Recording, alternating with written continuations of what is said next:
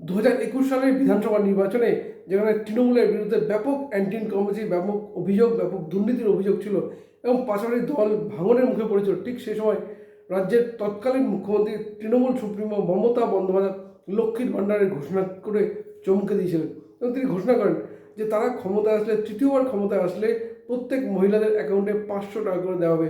ফলে মহিলারা ভরসা পেয়েছিলেন এবং দুহাত ভরে বিশেষ মহিলা ভোট বেশিরভাগটাই গিয়েছিল তৃণমূল কংগ্রেসের দখলে। তারপরে 2021 সালে ব্যাপক অ্যান্টি ইনকামেন্সি, ব্যাপক দুর্নীতির অভিযোগ এবং দল ভাঙনের ফলেও তৃতীয়বার ক্ষমতা দখল করেছিল তৃণমূল কংগ্রেস। কিন্তু 2026 সালে বিজেপি সেই লক্ষ্মীর ভাণ্ডারকে কাউন্টার করে অন্নপূর্ণা ভাণ্ডার চালু করলেও এবার সেই অন্নপূর্ণা ভাণ্ডার এবার কোথাও যেন মানুষের ভরসা না, ভয়ের কারণ হয়ে উঠেছে। কেন বলছি কথা, সব কিছু আলোচনা করবো আজকের এই ভিডিওতে। নমস্কার, আমি সত্যজিৎ।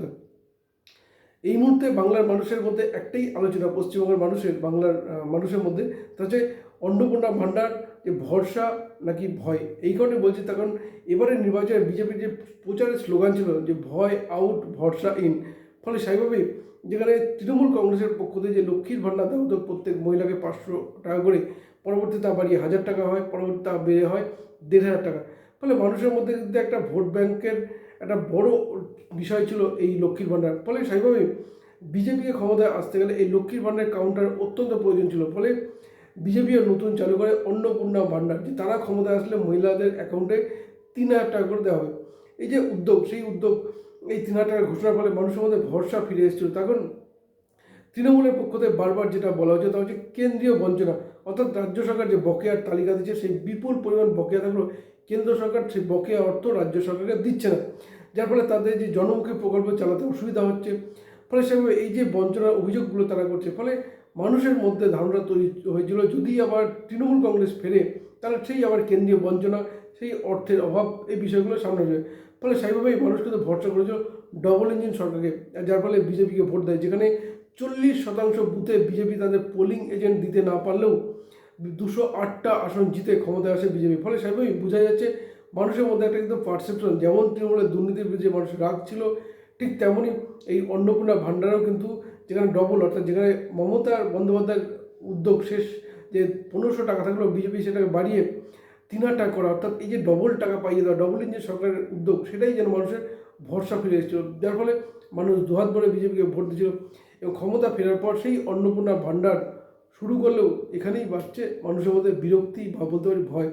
তখন প্রথমবার কিছু মানুষকে দেওয়া হলো, পরবর্তী দ্বিতীয়বার তারা পাননি, তৃতীয়বার আরও কিছু কম মানুষ পেয়েছেন এবং শেষ যেটা ঘোষণা দেওয়া হচ্ছে 17ই মে, অর্থাৎ আজকে 1 কোটির কিছু মানুষ এই অন্নপূর্ণা ভাণ্ডার পাচ্ছেন, যার ফলে বলা যেতে পারে যে বহু মানুষ কিন্তু তারা আশায় বুক বাঁধলেও এই অন্নপূর্ণা ভাণ্ডার পাচ্ছে না। যদিও বলে রাখা প্রয়োজন যে অন্নপূর্ণা লক্ষ্মীর ভাণ্ডার যখন শুরু হয় 500 টাকা করে, যে সময় শহরে অনেক মানুষই যারা যে 500 টাকা বলে তাকে কিন্তু আবেদন করতে যাননি, কিন্তু যেহেতু টাকাটা বিজেপির পক্ষ থেকে, বিজেপি সরকারের পক্ষ থেকে 3000 করা হয়, ফলে প্রচুর মানুষ কিন্তু আবেদনকারীর সংখ্যাও কিন্তু বেড়েছে। এবং এখানে রাজ্য সরকারের পক্ষ থেকে যে বলা হচ্ছে তা হচ্ছে প্রচুর ভুয়ো অ্যাকাউন্ট পাওয়া গেছে, সেই ভুয়ো অ্যাকাউন্ট ঝাড়াই বাছাই অত্যন্ত প্রয়োজন। এবং পাশাপাশি যে ক্রাইটেরিয়া চালু করা হয়েছে তাতে হচ্ছে 10,000 টাকার বেশি কারো যদি স্যালারি থাকে তিনি অন্নপূর্ণা ভাণ্ডার পাবেন না।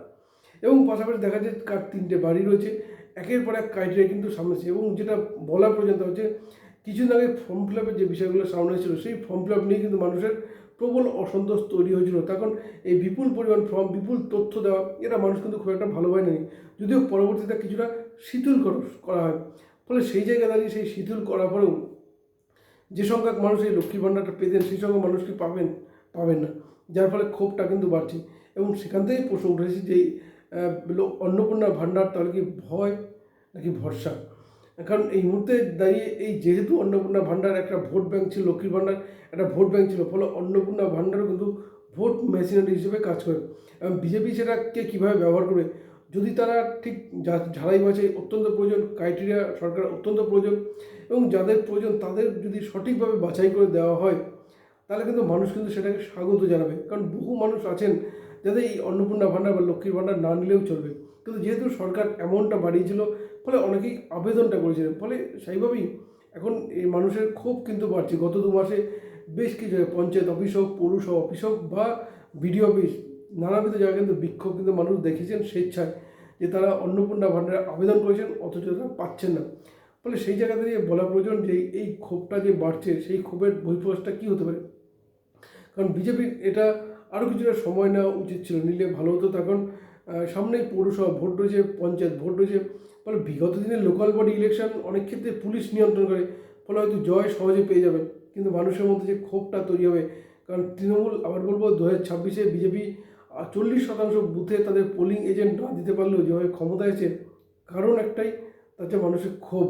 এই ক্ষোভের ফলে ফলে বিজেপি যদি ঠিক একই কৌশল অবলম্বন করে, যে মানুষকে যদি নিজের মতামত দিতে না দেওয়া হয় পঞ্চায়েত বা পৌরসভা ভোটে, যদি তৃণমূলের মতো একই কায়দায় জোরপূর্বক দখলের প্রক্রিয়া চলে, তাহলে কিন্তু আবারও ঠিক একইভাবে মানুষকে তো জবাব দেয়। কারণ গণতন্ত্রে জনগণই শেষ কথা বলে।